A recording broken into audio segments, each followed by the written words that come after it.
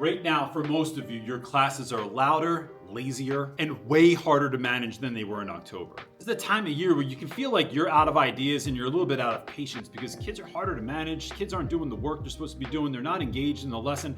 And even though you're still trying, they're just not buying what you're selling. And so today I want to talk about just a handful of ways to reclaim the rest of your year. Because we know, listen, y'all, the school year is like the school period. If you have 2 unstructured minutes at the end of your period between the end of your lesson and the time the bell rings, you know it is the longest 2 minutes of your life. And although I have, I think, 5 weeks of school left right now, that is, if I just let that go, it is going to destroy me in a way where it's like, good luck enjoying your summer. So I'm gonna walk you through a handful of ways, with the first one being to reset your expectations. Real quick, I want to interrupt because I got a new website and it's been updated for the first time in a really long time. If you go right to teachyourclassoff.com, you can see everything we offer, from speaking packages to the book, get information on mentoring, on resources, on products that we sell. We finally got it into one spot, and man, it is so beautiful. It is the website that I always wished that I had. You can click the link down below or just type Teach Your Class Off into your browser now and it'll take you right there. Now back to your video. I think this idea gets often overlooked because it feels so overwhelming when it doesn't have to. It can be really, really simple. Here's what I mean by simple. I don't think of every expectation I've had or rule I've created all year. I think of what are the 1 or maybe 2 or 3, usually it's 1 or 2, that are going to have the biggest effect on my classroom. So for me, it is checking energy at the door. When I meet kids at the door every day and shake hands, one of the things I'm doing is checking energy, meaning I'm stopping kids from coming in and like slamming the top of my doorway, from running into my classroom, from whatever madness is happening in the hallway, bringing that in. I'm checking kids at the door and letting them know, hey man, I'm happy to see you. I'm shaking kids' hands. I'm having them take it down a notch, right? That's one. And then the next thing is, what are they doing immediately in class? I cannot wait for class to start. I have to start right away. Otherwise, I am saying it's okay to show up late. I'm saying that it's okay to be disorganized. I'm saying it's okay that you're talking and not listening to me. So when my students come in, I have them, and typically it's a journal entry because I know that that's something that will bring the volume down. It makes them think, and I put a timer on it. So you have 5 minutes to answer the journal entry. That journal entry is on the board every single day. And at the end of 5 minutes, I transition into my next thing that I'm going to do. So if I was going to add a third, actually, it would be transitions. It is nailing down my transitions. And the way that I do that is I make whatever's on the other side fun. So that we go from journals to we're going to do a quick game, activity, experiment, whatever it is. And to do that, you have to be ready. If you're not, then I don't pick you, or you don't get to play, or you're not a part of what we're doing here.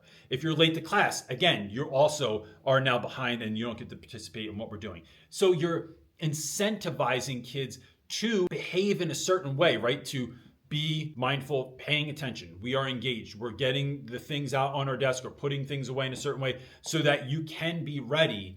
And that is a good way to reset some of those expectations. And that's going to help the rest of your class move a bit smoother as well. Now for number 2, let's talk about changing environment. This classroom that I'm in right now has no windows. It is really nice outside. Take advantage of it. This doesn't have to be your whole class, but I find that changing the location can often shift the energy of a class. Now look, on the front end, let me say this. You're gonna have classes or students that can't handle this change. They need the rhythm of the day. They need that consistency because otherwise it leads to poor behavior.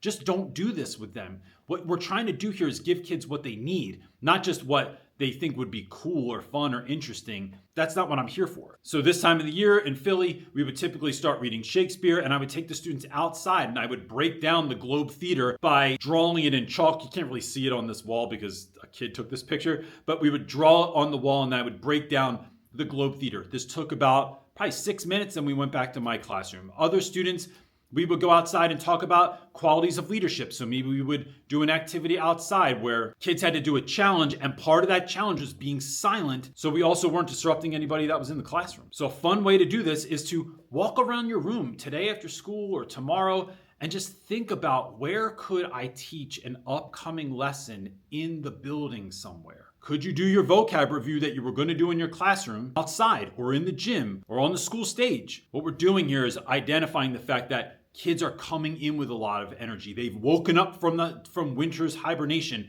and now they need to expel this energy. So we're just giving kids a way to channel that into something actually productive in class. Number 3 is to build new relationships. There's a good chance you've been talking with the same kids all year, or you tried to get down with some kids and it just didn't work this year. Look, not every kid's for you, but there are students that are flying below the radar, that sit there quietly every day, and if you just try to engage them, they would talk to you, and then you're going to help them to wake up to whatever, self-belief, being engaged a bit more, or just letting them know that you care.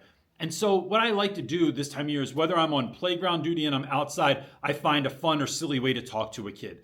Or I'll sit at a new lunch table when I'm doing lunch duty, something like that. I will stand in the hallway and just call someone over. Hey, come here real quick. I haven't had a chance to really talk to you that much this year. And then ask them about a pin that's on their jacket, or a patch that's on their backpack, or the t-shirt that they're wearing in class. But then you have to follow up on this. I created this idea years ago called the 2x10 method, which is 2 minutes a day for 10 days. So you're doing this for 2 weeks, basically, of school, 2 5-day weeks.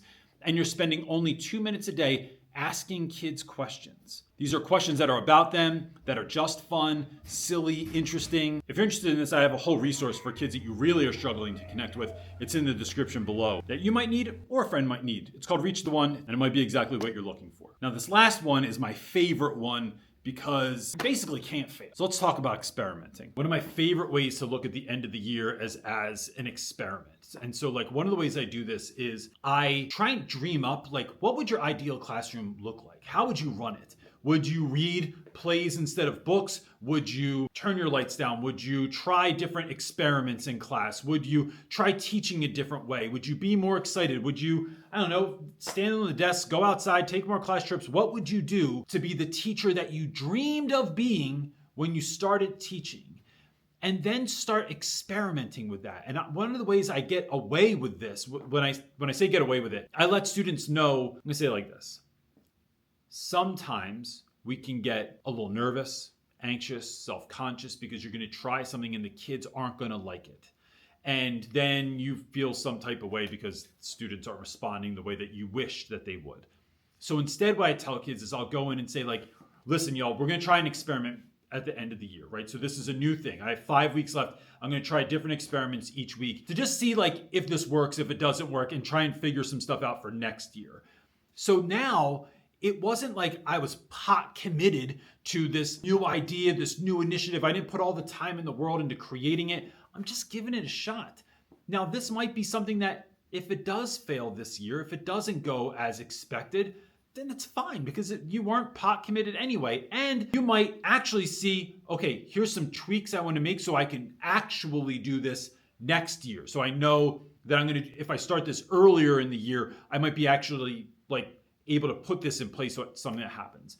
A couple of ideas around this I've tried with students is, this might be a very small room transformation. It might be a bigger room transformation. This could be, like I already said, sometimes I read books as plays instead of the book.